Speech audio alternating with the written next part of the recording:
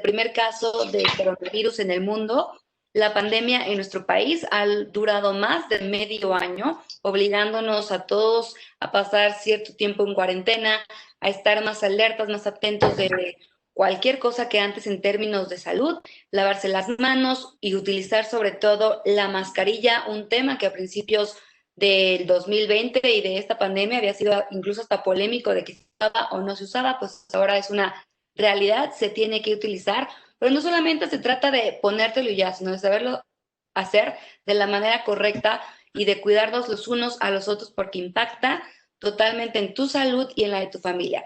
Así que hoy tenemos a la doctora Roxana Trejo. Bienvenida, mucho gusto tenerla en este espacio de encuentros. Nos va a hablar acerca de así se usa, la importancia del uso correcto del cubrebocas. Ella es médico cirujano, posgrado en salud pública, especialista en prevención y control de infecciones. Sin más preámbulo, doctora, el espacio es suyo. Muchísimas gracias por la invitación a Timber, por este espacio. De verdad les agradezco muchísimo la invitación y al Consejo de la Comunicación, por supuesto, también. Bueno, vamos a hablar de este tema. Les voy a compartir pantalla. ¿Sí? Ok. Para que podamos hablar de este tema, que bueno, hoy es un tema para que se habla en todos lados, que al final la idea de este espacio es que si tenemos dudas de qué utilizar, cómo utilizarlo, por qué utilizarlo, espero que en la presentación se esclarezcan y si alguien pues tiene alguna otra duda, pues por supuesto las vamos a aclarar. Bueno, hablemos un poquito en relación a la epidemia que hoy vivimos, ¿no? Vivimos en el mundo una pandemia, pero en el país o en cada país vive su propia epidemia. Pudiera ser que existen países que hoy tienen controlada la epidemia como gobierno, como sistema, pero bueno, en nuestro país hoy nos mantenemos una epidemia, estamos en un aumento en casos, y bueno, hablemos un poquito de la historia de las epidemias, porque creo que es interesante que todo el mundo la sepamos. Bueno, esta parte de la epidemia, hablemos de la peste de Justiniano, en donde en el Imperio Bizantino, la primera epidemia, esta fue la primera epidemia de peste, se expandió de una manera importante en Constantinopla. No es hoy nada más esta epidemia que hoy vivimos o pandemia, sino que ya ha existido a través del tiempo y seguramente existen otras más que no fueron documentadas en la historia. Y bueno, en una ciudad de casi 800,000 habitantes, a una velocidad vertiginosa, hubo esta replicación de esta epidemia en su momento. Al final de la epidemia, ya después de que pasó su historia natural, la capital imperial había ya perdido casi el 40% de su población.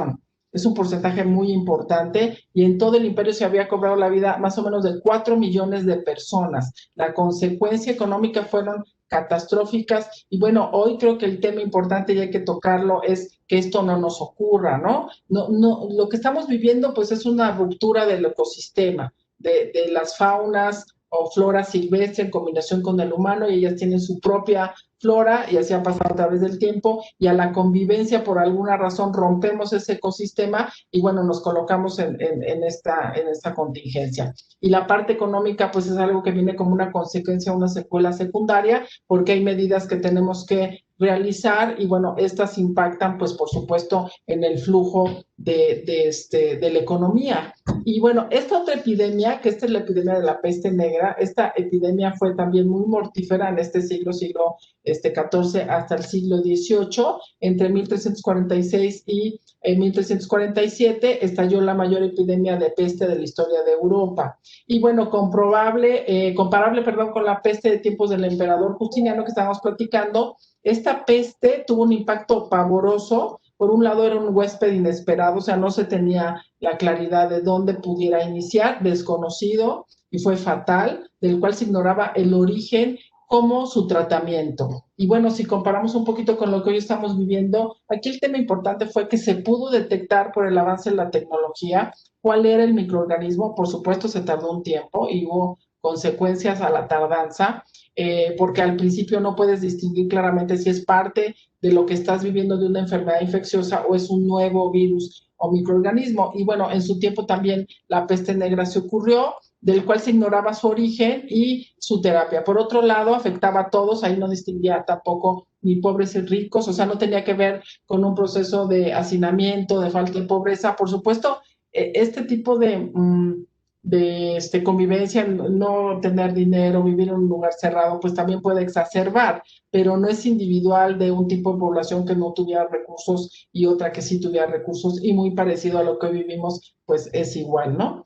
En la parte de la influenza, hay epidemias que no vamos a decir, pero bueno, vamos a ir englobando rápidamente. Esta de la gripe española, que es la que creo todo mundo sabe, platica, ¿no? Y refiere, y más en el 2009, porque también tuvimos una epidemia de influenza y una pandemia. Bueno, en marzo de 1918 se registró el primer caso de gripe española, paradójicamente en un hospital de Estados Unidos. El tema fue que el mayor impacto y quien sí pudo definir y decir estamos ante una contingencia fue España. Bueno, se estima que la tasa global de la mortalidad fue entre el 10 al 20% de los infectados, llegando a morir en todo el mundo entre 20 a 50 millones de personas. Y recordemos algo, en 1918 no teníamos como hoy esta globalización en donde viajamos, nos movemos, intercambiamos mercancía. En su momento, por supuesto, había intercambio de mercancía, pero no había esta capacidad de viajar, ¿no? Y de movernos, pero aún así el impacto fue pues devastador, y también tiene que ver con el tema de no contar en su momento con un insumo para la prevención, como puede ser un biológico, una vacuna o un tratamiento específico para esta enfermedad. A través del tiempo también hemos tenido algunos otro tipo de pandemias, por ejemplo, esta gripe de Hong Kong, ¿no? Es una variación del virus de la gripe A H3N2, fue registrada en esta ciudad en 1968 y se expandió por todo el mundo con un patrón muy parecido al de gripe asiática. 1 millón de personas fueron las víctimas que causó esta nueva cepa de gripe, y si ustedes se fijan, hasta hoy vamos pues muy fuertes en la parte viral, ¿no? Los virus son que nos han colocado en una posición de riesgo, y esto tiene que ver mucho con que no contamos como tal con como cambia mucho su estructura, es muy complicado contar con un tratamiento, es muy complicado hasta la misma vacuna, ¿no? Lo de 2009 de la influenza fue un logro, pero que pasaron años para poder tener esa vacuna.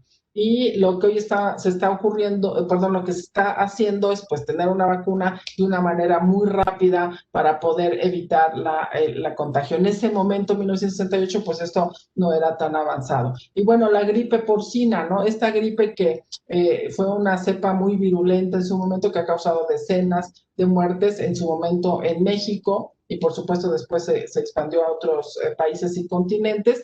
Y bueno, esta H1N1, que no sé si algunos de los que nos estén escuchando estaban pequeños o algunos ya estaban más grandes. Yo en lo personal ya yo laboraba en una institución de salud, y bueno, fue todo un impacto muy importante. Inició en la primavera de 2009, un comportamiento diferente, ¿no? Donde normalmente lo esperas en épocas invernales, tuvo un comportamiento diferente, surgió de un nuevo virus de la influenza H1N1, se propagó muy rápido en el mundo, porque bueno, la globalización era mucho mayor. Este nuevo virus H1N1 contenía una combinación exclusiva de genes de virus de influenza que nunca antes se había visto, y estaba combinado entre estos virus, combinación entre la parte porcina, o sea, del puerco, y la aviar. El tema aquí fue que a la combinación pues nos dio un nuevo virus, y al final, bueno, la contingencia pudo ser contenida porque ya había un proceso de investigación tanto para vacuna como para medicamentos, ¿no? Lo que hoy pues no ha ocurrido, y a lo mejor al inicio de esta pandemia todo el mundo pensaba pues que iba a ser muy parecido al 2009, pues no, bueno, es totalmente diferente, ¿no? Y bueno, esta parte de epidemia COVID-19 que hoy estamos viviendo, esta es una enfermedad, la COVID-19, así le dicen. La COVID es porque en realidad es una enfermedad infecciosa, y por eso hablamos como la COVID, ¿no? Es la enfermedad infecciosa causada por un coronavirus. Ya todos sabemos que el nombre que se le designó es SARS-CoV-2, porque tenemos un SARS primario.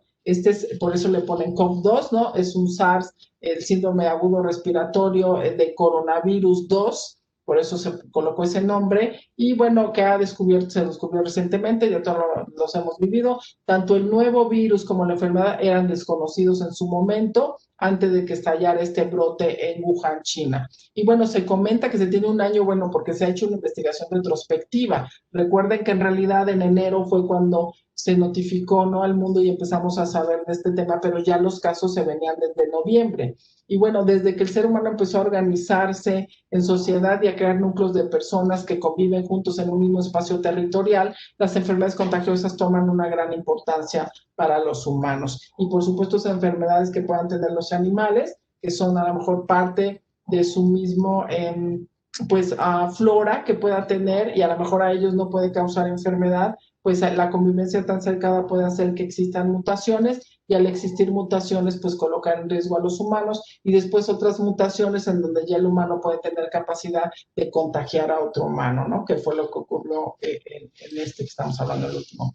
Ahora, el cubreboca. Empecemos a hablar del cubreboca y se va a relacionar con estas epidemias o pandemias. El cubreboca es una protección histórica, o sea, años tiene en la parte del sistema sanitario, ¿no? La idea de que una enfermedad pueda transmitirse de una persona a otra existe pues más o menos desde el siglo XVI.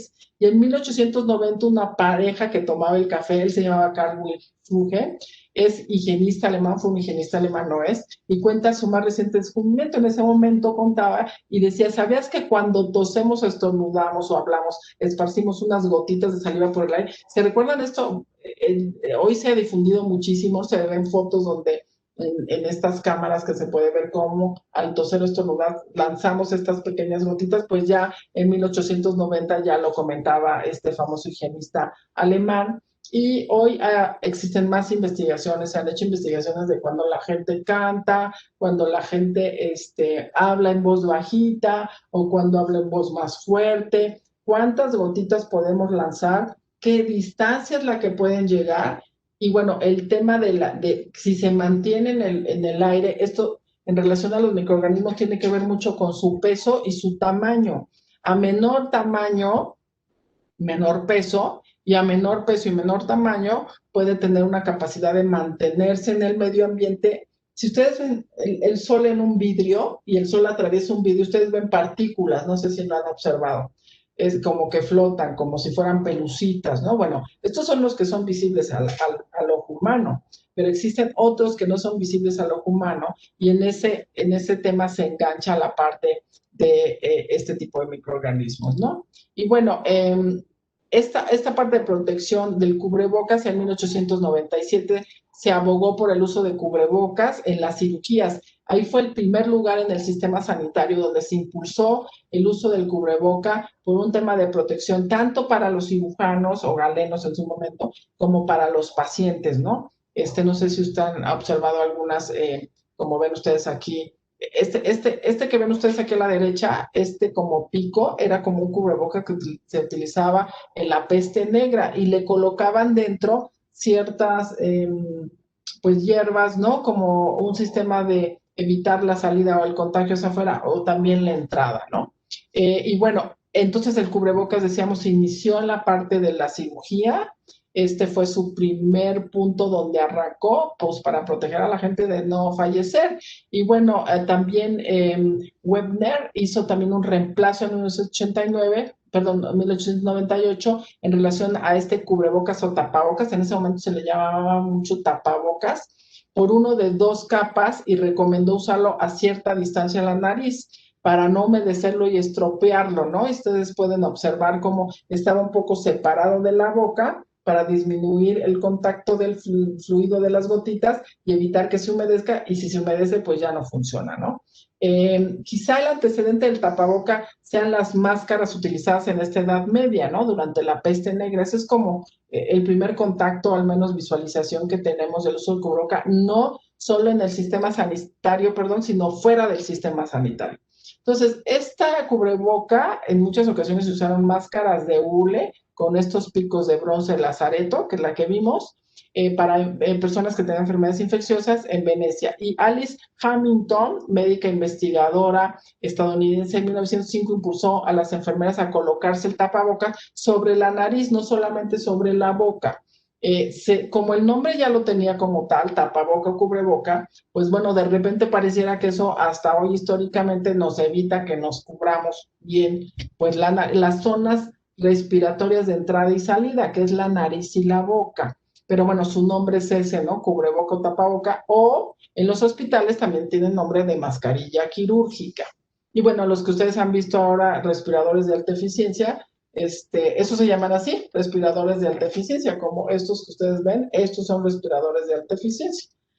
Así se llaman, pero bueno, hoy también se están usando en la población. Entonces se impulsó para que las enfermeras también lo utilizaran cubriendo la nariz. Y si ustedes ven ahí abajito, tenemos una foto de cómo era este equipo de protección, imagínenselo colocado con la idea de proteger, bueno, era el inicio, ¿no? Como tal.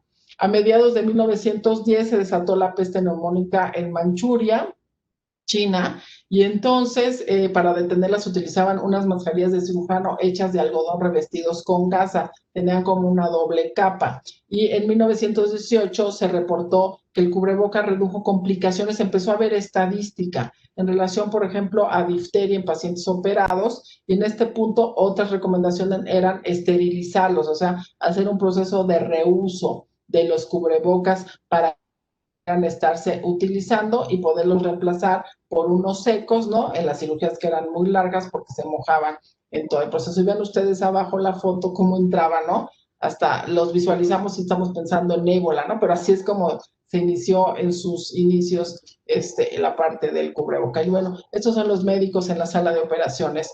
Y vean ustedes cómo están equipados todos ellos. Ahora, en ese mismo año se creó el cubreboca de 3 a 4 capas de gasa. Lo utilizaban todo de gasa para la vez de un filtro y más o menos eran de 12 a 17 centímetros y se ocupó para atender pacientes con estas enfermedades contagiosas en los hospitales. Entonces ya pasamos del quirófano hacia el área hospitalaria. En 1918 el mundo vivió una guerra mundial y la pandemia de gripe española, y ven ustedes en los mismos periódicos nos sacaban esta información del uso del cubreboca, algunos con pues unas como cúpulas para abajo, como si fuesen filtros, y bueno, ya había todo un ingenio para utilizar este tipo de medio de protección.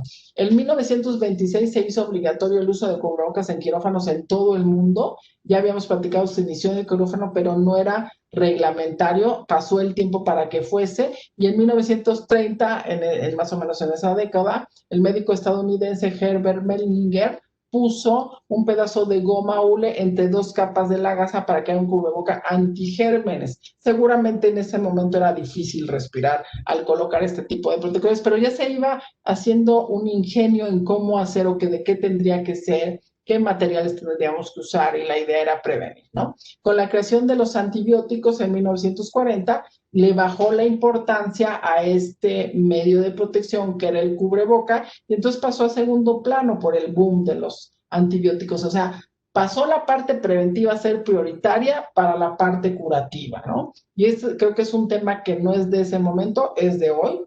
Y hoy lo que estamos incentivando es vayamos a la parte de prevención, porque si ustedes se fijan, y espero que esto no vaya a suceder, si ustedes se fijan, hoy como no tenemos una cura, entonces utilizamos un dispositivo de protección. Si tuviéramos la cura, y espero que eso no suceda, entonces dejaríamos de ser equipo de protección. No, yo creo que es importante la parte de prevención. El mundo, y creo que más nuestro país, tiene que fijarse que las medidas preventivas, la parte de la importancia en la salud pública, debe ser prioritaria y no solo es del grupo de salud, sino de toda la población.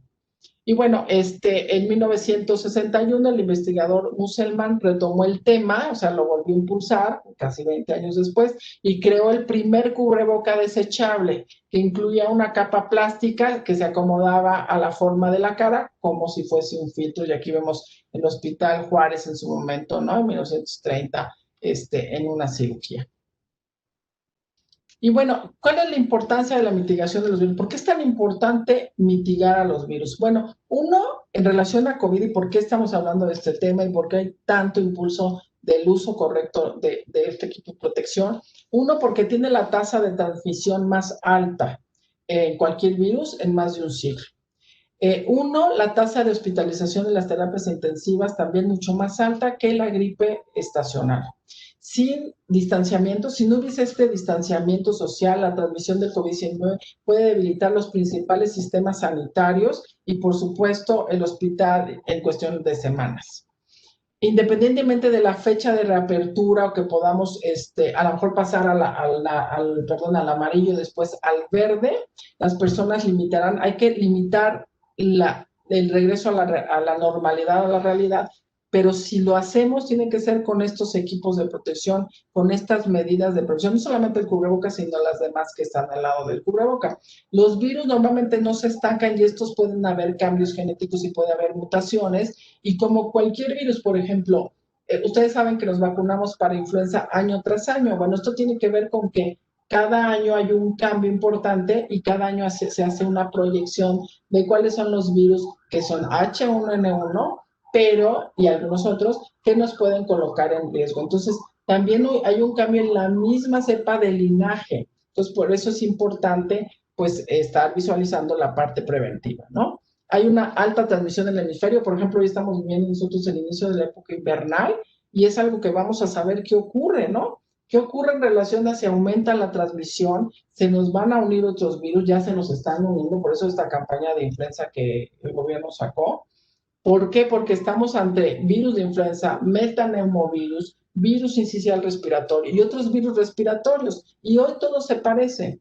Entonces, el cubreboca también nos va a evitar tener contagio, no solo para SARS-CoV-2, sino también para esos otros virus que en época invernal nos ponen en riesgo. Y bueno, esto es toda pues una historia que se está escribiendo, ¿no? Un alto porcentaje de la población mundial vive en entornos urbanos y suburbanos, y esto también puede dar una diferencia importante, ¿no? Entonces, el verdadero impacto de COVID-19 proviene de su transmisión, que es muy alta, extraordinariamente alta en un siglo, la mitigación de la transmisión de SARS-CoV-2 y la reactivación de la normalidad que hoy hemos vivido por la economía, pues también puede dar este tipo de efectos, pero creo que la medida más importante es saber cuál es la protección y hacerla. Ahora, en su momento la OMS sacó este comunicado para decir, ustedes pueden ya liberar esta falta de aislamiento o distanciamiento social, y uno es tener la enfermedad en control, o sea, que la transmisión se encuentre en control, que los sistemas de salud no estén saturados, que tengan la capacidad de atender pacientes,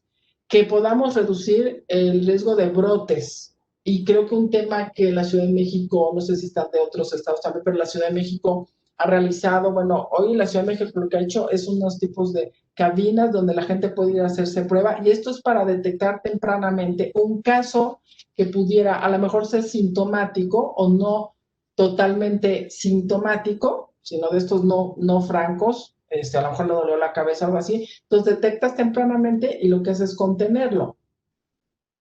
Esto es bien importante porque si tuviéramos las medidas, disminuimos el riesgo de contagio.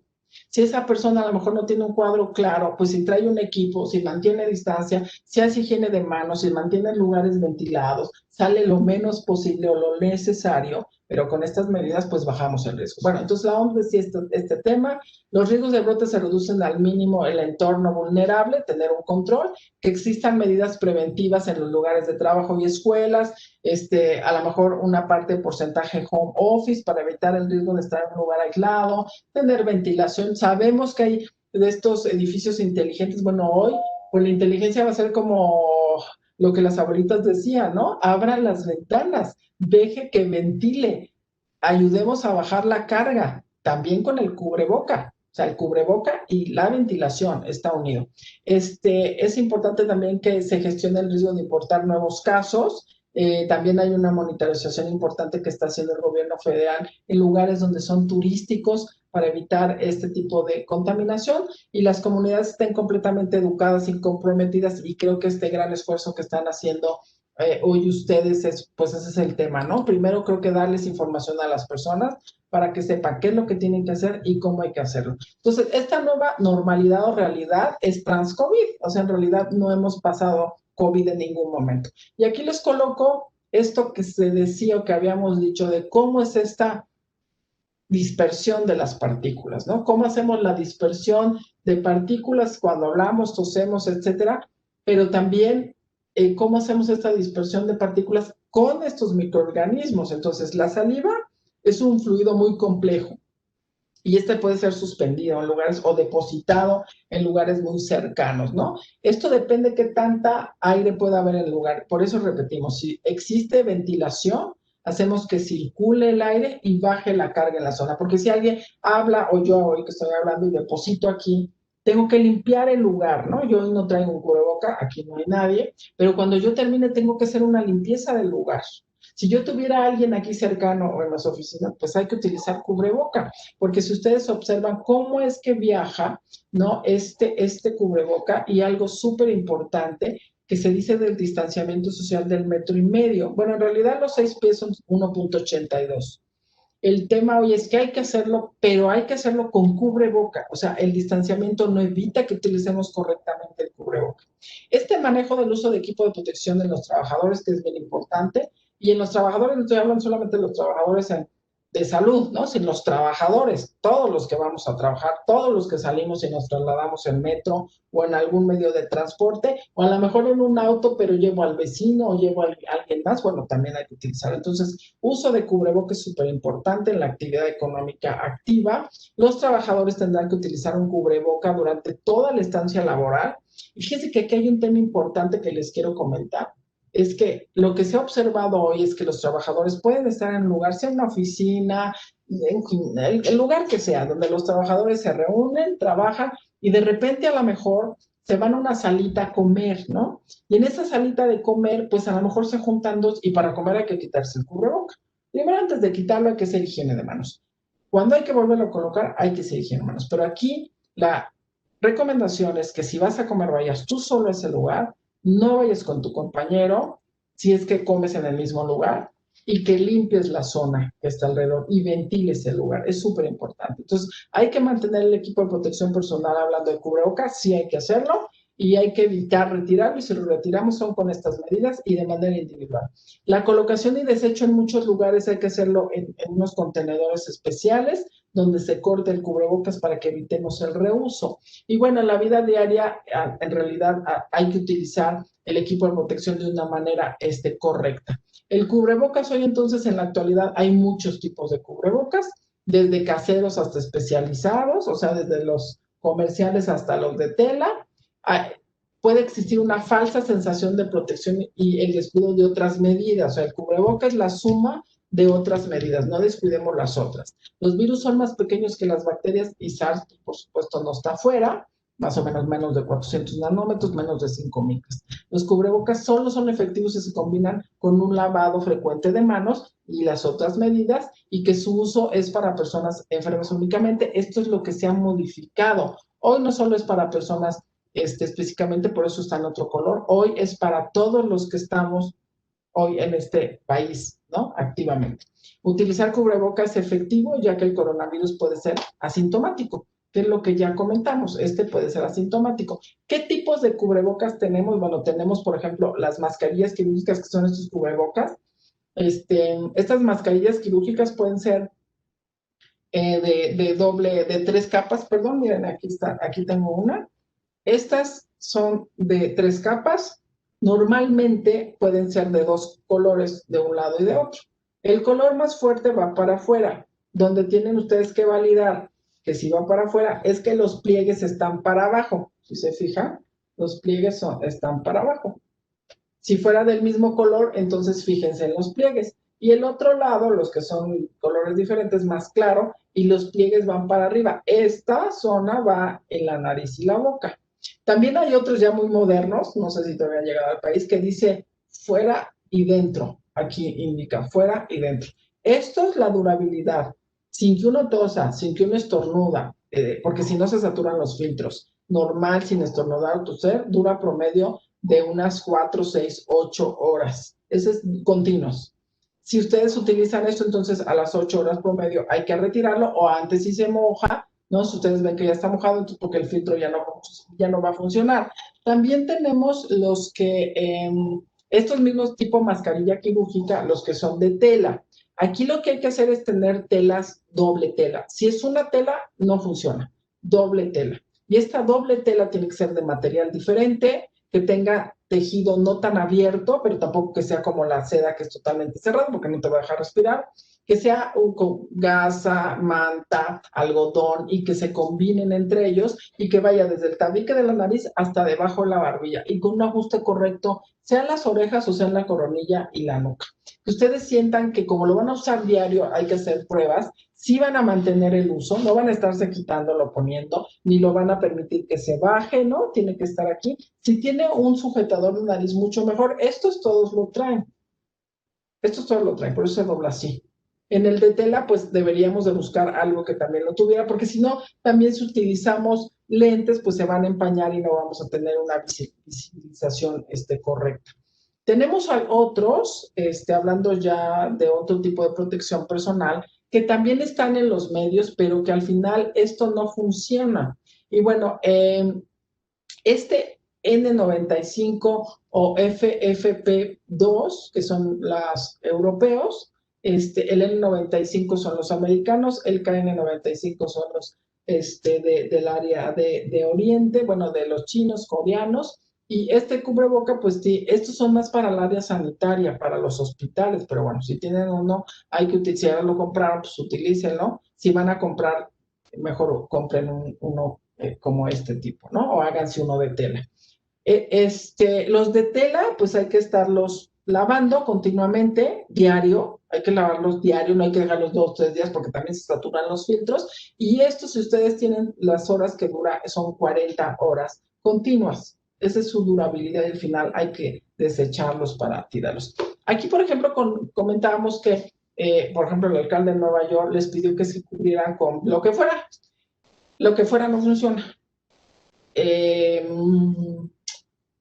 Bufandas, paliacates, no funciona. Necesitamos que tenga 2 tipos diferentes de tela para que funcione. ¿Qué otro no funciona? Los que tienen unos filtros, estos filtros, unas válvulas, estas válvulas no funcionan, porque al final estas válvulas pues tienen un sistema que yo los puedo ver por aquí. O sea, significa que esto está continuo, o sea, la gente se siente muy bien en muchas ocasiones, se siente bien porque en realidad no tiene un filtro, está respirando normal como cualquiera, y esto no le va a ayudar ni a la persona que está alrededor, si es que la persona está enferma, ni a la persona que lo porta por si otra persona está enferma. Entonces, los que tienen válvulas que no tienen un filtro no deben de usarse. Los que son de vinilo tampoco se tienen que usar. Estos como que de material tipo petróleo tampoco se tienen que usar, ¿no? No están haciendo la función de un filtro. Entonces, la pandemia por coronavirus que vive el mundo ha hecho que algunos objetos cotidianos pasen a ser no cotidianos, y bueno, uno de ellos pues es por supuesto el cubreboca en la población, ¿no? El efecto del cubreboca sobre la propagación, y si ustedes observan aquí cómo, este es como un estudio que hicieron en donde ven cómo si las mascarillas faciales específicamente a lo largo del tiempo sí disminuye el riesgo de contaminación por un periodo de tiempo, ¿no? Ustedes observan cómo en esta validación, y miren que tiene desde marzo a abril, creo que de repente no le hicimos caso a ese tipo de trabajos de investigación, donde ya nos decían, no solo en los hospitales, sino también la comunidad tiene que empezar a utilizar este tipo de protección para prevenir de manera continua, no esporádica. Y bueno, también aquí tenemos, ¿no?, el efecto de este cubrebocas en la prevención, muy relacionado con el anterior. Vean ustedes lo importante que fue en estas ciudades, en este tipo de estudio, el uso continuo del cubrebocas y el impacto a la propagación. Y bueno, el uso comunitario de estas cubrebocas o mascarillas faciales en el COVID, hay una evidencia, este fue un experimento en Estados Unidos, ¿no?, donde hay estimación del estudio de evento de los efectos, fíjate, de los estados que exigen el uso de mascarillas comunitarias, estados donde decidieron ponerlo como lineamiento, hay que utilizarlo, es reglamentario, y el impacto que ha tenido, ¿no? Pero es que no es en todos los estados, ese es el tema. No todos los estados deciden hacer este tipo de implementaciones. Al final tienen la capacidad individual de tomar decisiones, ¿no? Y esto pues puede impactar en un país completo, por supuesto.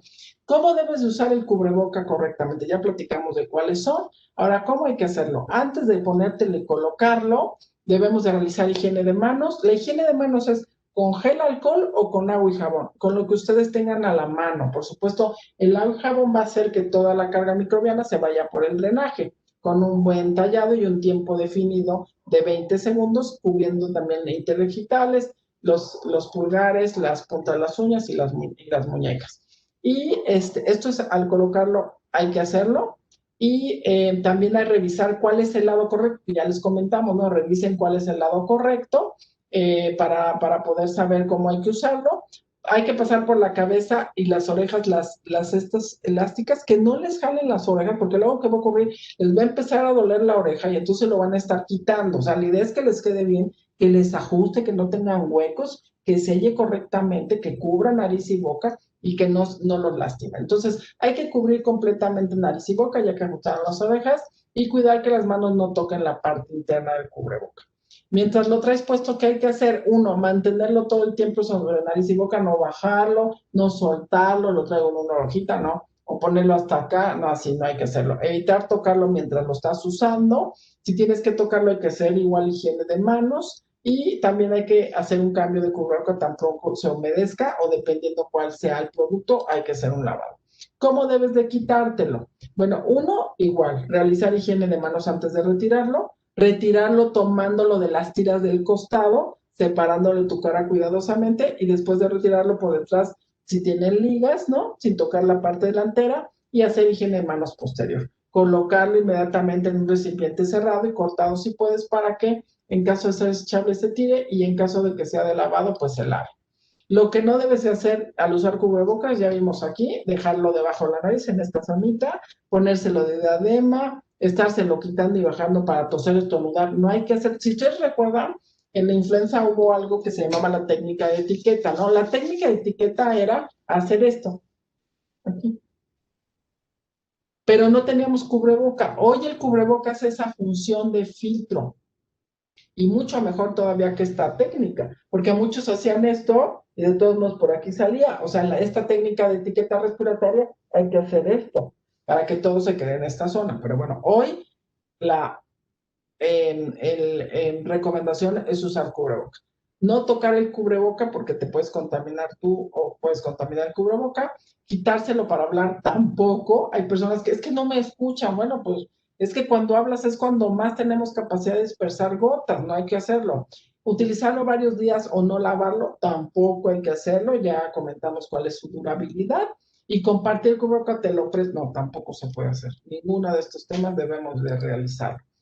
Entonces, conclusiones. El uso incorrecto del cubreboca puede provocar que existan más contactos de las manos con la nariz y la boca e incrementa el riesgo de contagio. El uso de cubreboca busca disminuir el riesgo de contagio, pero solo es una medida complementaria en base a las demás. Las personas sin síntomas solo deben usarlo cuando cuidan a pacientes con síntomas respiratorios. No, en realidad hay que usarlo continuamente. Y el estornudo de etiqueta y el lavado frecuente de manos con agua y jabón y el distanciamiento son parte de estas medidas. La etiqueta respiratoria hoy, el cubrebocas suple a la etiqueta, aunque si traes cubrebocas también puedes hacer esta parte de la etiqueta respiratoria. Y bueno, este sería pues el cierre de la plática. Yo espero que les haya quedado claros algunos temas y por supuesto si tienen dudas estoy para servirles.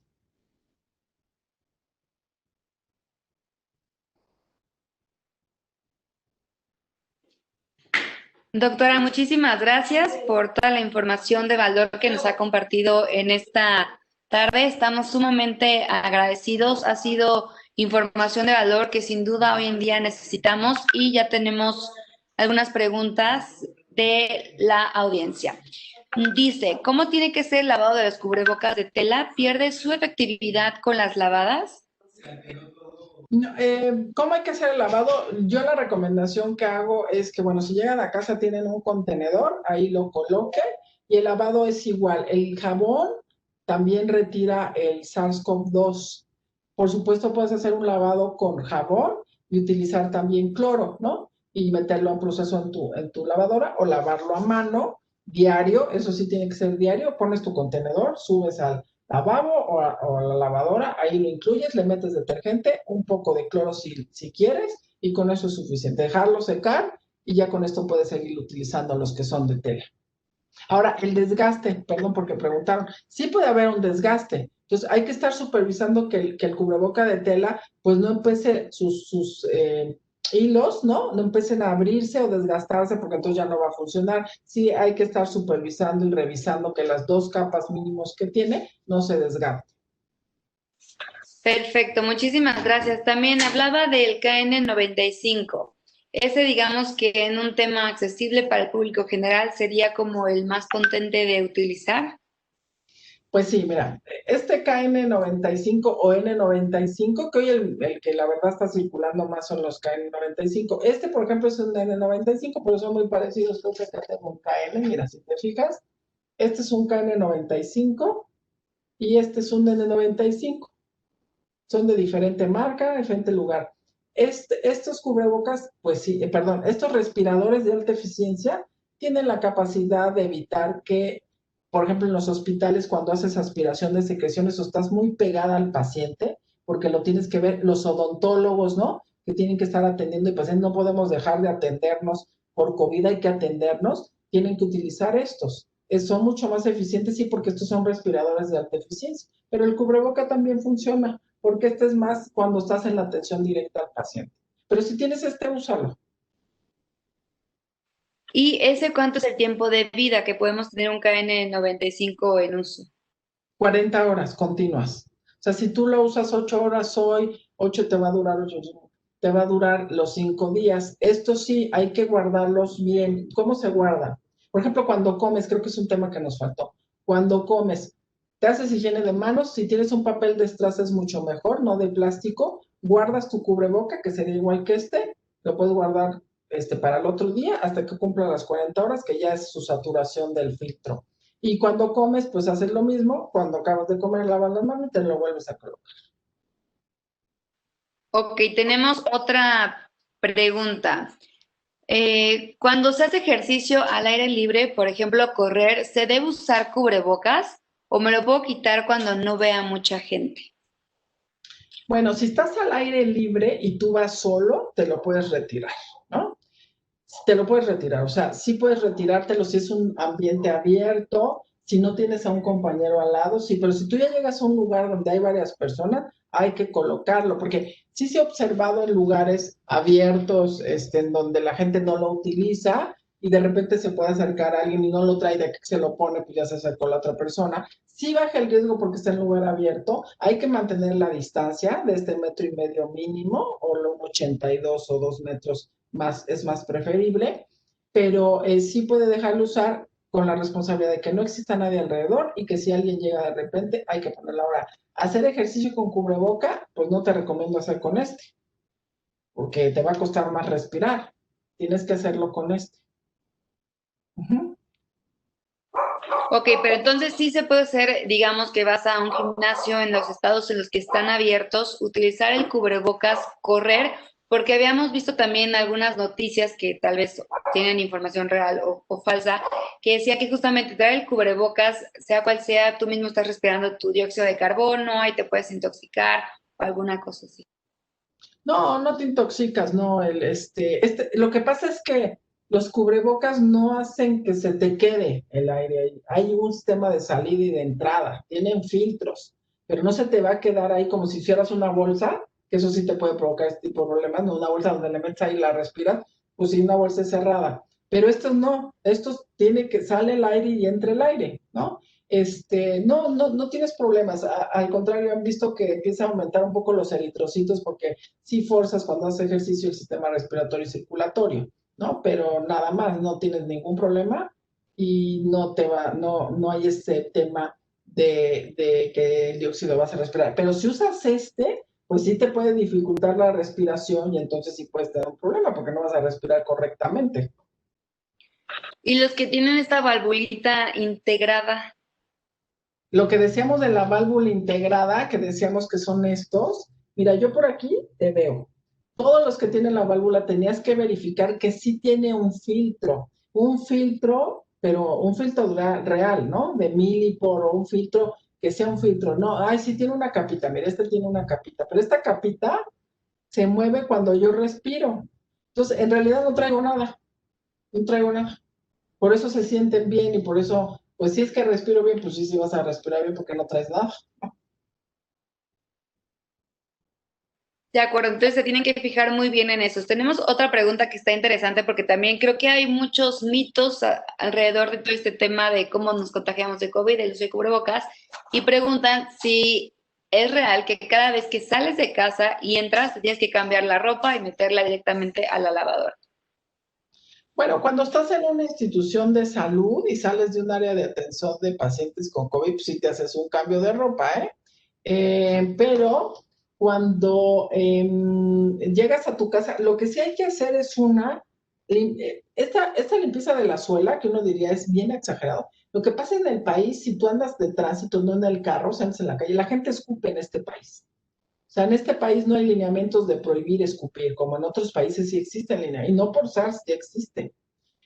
Entonces la gente escupe, tú puedes estar pisando esos lugares, llegas a tu casa, y pues, si vienes caminando, pues lo vas a incluir. Y a lo mejor llegas, subes los pies a la mesa, luego llega el perro, el perrito ya se sentó ahí, luego ya llega contigo. Entonces hay un riesgo bajo no de contagio, sino un riesgo bajo de contaminación que pudiera llegar al contagio, dependiendo si tú te tocas los ojos, la boca o la nariz con esa contaminación. La ropa, pues puedes llegar a quitarte la ropa, pero solamente si estás en lugares que esto te decía con alta carga viral alrededor, ¿no? Como las zonas de atención directa a este tipo de pacientes. Los otros lugares, pues no es una recomendación. Ok, perfecto. También nos ponen si el gel excluye el lavado de manos. Mira, el gel alcohol o solución alcohol nació en la Organización Mundial de la Salud hace muchísimos años porque hay muchos países que no cuentan con agua. Y también porque en los mismos hospitales se veía que las profesionales no se apegaban al lavado, o porque estaba lejos la tarja, o porque no había jabón, o porque no había sanitas. Entonces se implementó el gel alcohol. El gel alcohol tiene la capacidad de, igual que el agua y jabón, de disminuir la carga y muchos hasta un efecto residual. Si tú utilizas una solución con alcohol y clorhexidina, tienes un efecto residual. Si tú tienes las manos visiblemente sucias, hay que hacer lavado con agua y jabón. Si tú vienes de la calle a tu casa, te recomendamos hacer agua y jabón. Bajas la carga de mugre, ¿no? Que puedas tener y entonces ya puedes empezar a usar solución de alcohol o con clorhexidina o gel. Ok, muchas gracias, doctora. ¿Qué tan importante será el uso de algún tipo de protección ocular? Mira, fíjate que la protección ocular, yo no te voy a mentir, al inicio yo decía, bueno, es que ese es un tema de hospitales, ¿no? Cuando nosotros atendemos un paciente, puede salpicarme algo a mis ojos, pero creo que en la parte de la comunidad y la población, sí te ayuda a evitar que te toques los ojos. O sea, sin que pierdas visibilidad. Algo que hay que tener muy claro es que no perdamos visibilidad y por usar algún equipo luego nos caigamos y salga contraproducente, ¿no? El tema hoy es que la protección ocular en los hospitales es para que no salpiquen fluidos.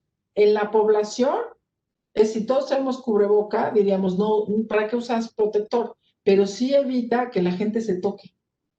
Entonces, al evitar que la gente se toque el ojo porque me rasco, porque lo que tú quieras, entonces sí evitamos que se toquen los ojos, pero depende, tenemos de tener buena visualización al usar.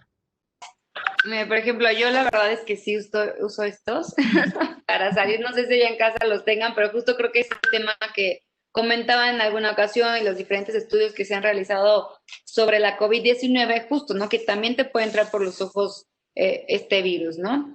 Entonces, nos preguntan también, para niños entre 4 y 7 años, ¿cuál es el cubrebocas más recomendable, el comercial o es mejor hacer uno casero? Pues mira, con los pequeños el comercial también funciona bien por el fijador de la nariz, ¿no? Porque lo que pasa con el de tela es que si los adultos con el de tela se les baja, el tema es que necesita, ¿no? Si podemos tener de tela con doble capa y que tenga, te he de decir que este fijador de la nariz, no te voy a mentir, este fijador de estos del pan blanco, por no decir marcas, es una simple laminita que te hace la diferencia. Y esta diferencia en los niños, y por supuesto puede ser el cambio, porque un niño que se le está baja y baja un cubreboca, pues no va a funcionar. Entonces, si pueden comprar comercial, está perfecto. Si pueden hacerle de tela y que tenga un fijador, está mucho, mucho mejor, porque creo que también así evitamos, perdón, la contaminación. Mira, este es el fijador. Este es el de, ya sabes, agarras el pan y le pones. Este es el fijador. Nada más que va entre la tela para que no te pique, ¿no? Entonces, este que va dentro del cubrebocas es el que te pones aquí. Wow. Y lo podemos hacer en casa de manera sencilla y más económica, ¿no? Ya está vistoso, ¿no? Con tus colores, no sé. Exactamente, y aparte reutilizamos material que ya tenemos, ¿no? Para ayudar al medio ambiente. Es correcto. Tenemos otra pregunta. ¿Los N95 o KN95 se pueden lavar? Por ejemplo, si lo uso un par de horas, o sea, ¿lo puedo lavar para reutilizarlo o que se espere las 40 horas que nos habías comentado? Es que el tema de lavarlo y que platicábamos es que cuando tú lavas, por el tipo de material, pierde su capacidad de eficacia de ser filtro. Entonces, ese es el tema con los cubrebocas, perdón, con los N95. En su momento en los hospitales, muchos hospitales lo reusaban con un proceso de desinfección con rayos UV. Entonces, nunca se mojaban porque al mojarse va a perder su capacidad de filtro. Si usaban rayos UV porque había escasez en el mundo y entonces reutilizaban con un tiempo de exposición, un tiempo de resguardo y se volvían a usar. Pero si se mojan, pierde la eficacia. Ok, entonces eso, los 40 horas, igual si está lloviendo y el cubrebocas se moja, tendríamos que reemplazarlo. Claro. Ok. Viene otra pregunta curiosa. Si te escosan los ojos fuera de casa, ¿puedes usar tu ropa para tallarte? Ay, ¿cómo? Si te da de repente te arden los ojos, te entra una basurita, para no utilizar las manos, ¿se podría utilizar la ropa o tenemos que dar a lo mejor como en esta regla de ser demasiado precavidos, asumir que está sucia tu ropa, entonces mejor no tallarte los ojos con ella? Bueno, yo creo que primero, si te cae algo, no te debes detallar. Digo, ya me salió la parte médica, ¿no? Porque te puede incrustar lo que tienes ahí a la hora del tallado, se te queda dentro de la esclerótica o la conjuntiva. Pero bueno, si hay un tema ahí que sientes algo y quieres, primero, si puedes, haz gel alcohol. Haz higiene de manos con gel alcohol, entonces ya puedes hacerlo. Si es tanta que no te deja ni visibilidad y algo tienes que hacer, yo te diría que utilices la zona interna de tu ropa, no la externa, no esto, sino la zona interna por si necesitas hacer algo. Es una zona que no está tanto en contacto con la parte exterior, ¿no? Pero si puedes evitarlo, evitémoslo. Ok, perfecto. Se nos acaba el tiempo, doctora. Muchísimas gracias por tomarse estos minutos para contestar todas las preguntas de nuestros asistentes. Quiero que por favor le deje un mensaje a todas las personas que a lo mejor todavía están un poco escépticas o que lo están viendo muy a la ligera. Yo sé que usted ha estado muy de cerca de los casos de pacientes con COVID-19 y que realmente impactan y que yo creo que no es lo mismo estar ahí al pie del cañón en primera fila en la batalla a que alguien a lo mejor que está en casa, que a lo mejor no sale o sale porque no lo ha visto en algún familiar, en algún conocido o en algún compañero de trabajo incluso. Bueno, yo creo que fuera de que los hospitales nos podamos saturar, ¿no? Y bueno, pasárnoslas viviéndonos aquí todo el tiempo, yo creo que el tema más importante es detectar que todos podemos tener en la familia un riesgo de que alguien se infecte. Y creo que lo peor de esto no es el riesgo de que te infectes, sino el riesgo de que sea tan severo que tengas que tener una atención en donde hay que intubarte y que dependiendo si esa persona tan cercana tiene diabetes, hipertensión o es mayor de 70, 75 años, pues el riesgo de que sea severo o de la letalidad es muy alto. Y creo que no hay que esperar a que nos pase en la casa. No hay que esperar, no es un complot del gobierno, no, es un tema, no es porque ya ganó Biden, ¿no? Y Trump ya se va, bueno, no. Es un tema o sea, el COVID es el síntoma en donde creo que el humano debe observar que debemos de dejar y de cambiar ciertas cosas, ¿no? Es el rompimiento del sistema o del ecosistema en donde hay flora y fauna específica y humanos específica y que la combinación es un desastre. Ahora, hoy que ya estamos en el desastre, pensémoslo esto, creo que escuchamos a diario, acaba de fallecer el luchador social, ¿no? Y mucha gente que hoy fallece porque le dio un paro, porque al final no sabemos, porque también el SARS tiene la capacidad de llegar a hacer trombos en las personas. Entonces, como dice un científico en Gran Bretaña, hagamos lo imposible para no enfermarnos. Hagamos lo imposible por no enfermarnos. Y lo imposible está en nuestras manos, no está en el virus, está en nuestras manos.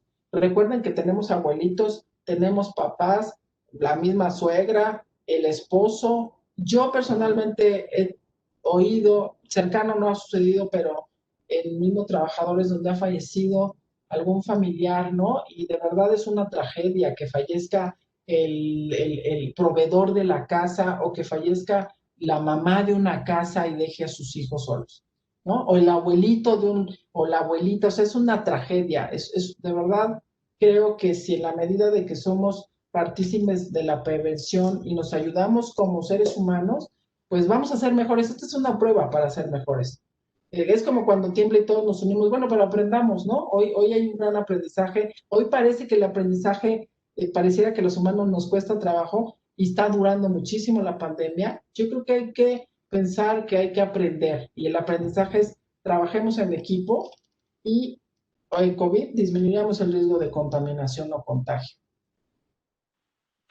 Pues con esas palabras tan directas, tan llegadoras, cerramos este espacio. Doctora Roxana, muchísimas gracias por acompañarnos, por regalarnos esos consejos. Le agradecemos y estamos seguros que en casa van a utilizarlos y van a ser cada día más conscientes. Como dice, está en nuestras manos detener el virus a nuestro alcance. Hay que hacerlo, así que muchísimas gracias a todos los que nos acompañaron.